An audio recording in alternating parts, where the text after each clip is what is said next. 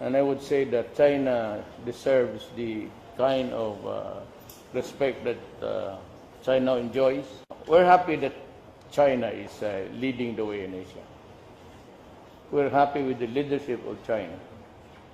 And we would like to establish, I know that we are friends, but I would like to go deeper in my understanding of China, understanding the people first in government, and maybe we can improve on our trade relations. And there are things which China can do to help us economically, even in the person-to-person relationship, the tourists.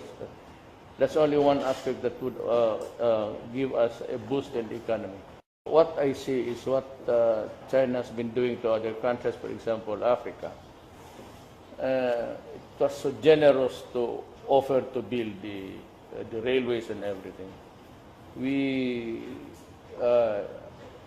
would like to go there to make friends, but not really to ask for money, but for help.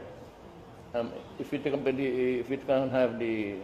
have the things that you have given to other countries by way of assistance, we also would like to be a part of it and to be a part of the greater plans of China about the whole of Asia, particularly. There's no sense in going into war.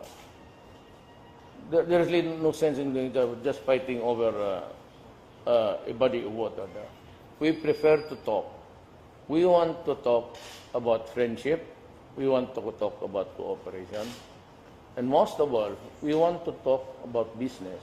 Chinese government, they have even built a facility which is ready for use by October 16, good to house more than 1,500. China is the only country to come out freely and a firm statement that they are supporting the fight against drugs in my country. The other countries, United States, EU, instead of helping us, they know that we are short of money, that I am a poor country. All they had to do was just to criticize. China never criticized. They help us quietly. It was not only after last week that I knew that the buildings are almost complete. And nobody knew it. And that is why it's part of the sincerity. Would you describe this upcoming trip to China? Well, in one word, I would say it's a defining moment of my presidency. To open frontiers of friendship and cooperation, enhancement of an old relationship between our two countries, and some dark spots in the relationships. Or better still, you might call it gray areas. So we want this totally erased, and I want to establish a more cohesive, a stronger bond between China and the Philippines.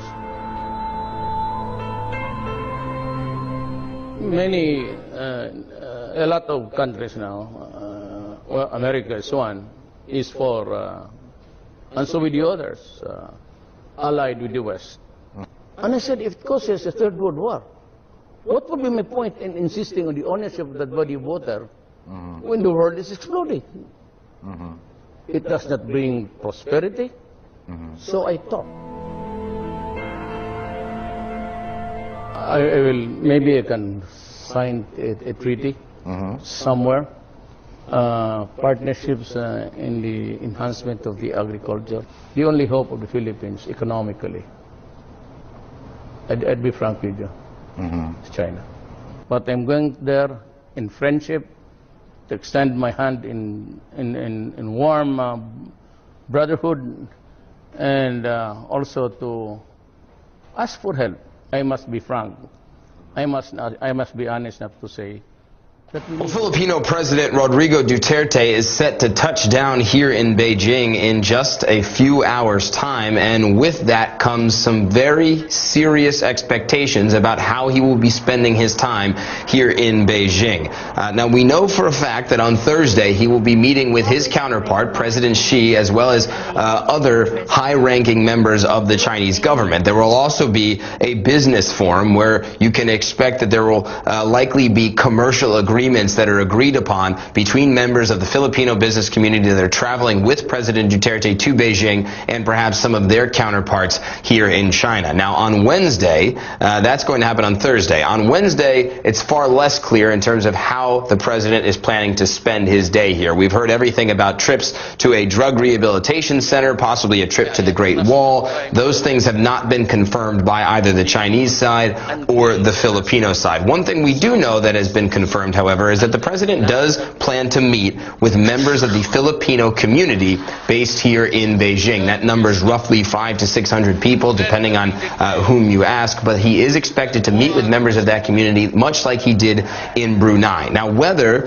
he will take questions from that community, this is President Duterte. He has a reputation for being a bit unpredictable, so we're not sure if he's going to take questions. But if he did take questions, I think you can imagine that one of the questions that would be asked is, what does the president plan to do in relation to speaking to China about issues surrounding the South China Sea and specifically the Scarborough Shoal? You'll remember it was just a few months ago that the International Court of Arbitration in The Hague ruled that China's occupation of the Scarborough Shoal, just about 100 miles or so off the Filipino coast, was in fact illegal. That was a position long held by administrations prior to President Duterte, that they were very forceful in saying that China's occupation there of that area was not right. Now, President Duterte himself has said he agrees with that decision, that he will stand by that decision. But in regards to whether he will bring it up or not here in China, he hasn't really committed one way or another. He says he's not opposed to bringing the issue up with President Xi, but he has also said that this issue is not worth getting in the way of the warming relations between the Philippines and China. President Duterte has said that he wants to improve relations with China. He wants to start tapping into some of that vast Chinese economic potential, and he said at least on this trip, he's not going to make any what he called hard impositions in terms of standing firm on the Scarborough Shoal. So exactly what those two leaders are going to talk about when it comes to the South China Sea remains to be seen, but that does not mean that there are not very, very high expectations for what will be President Duterte's first official state visit here to China. Matt Rivers, CNN Philippines, Beijing. President Duterte says he wants...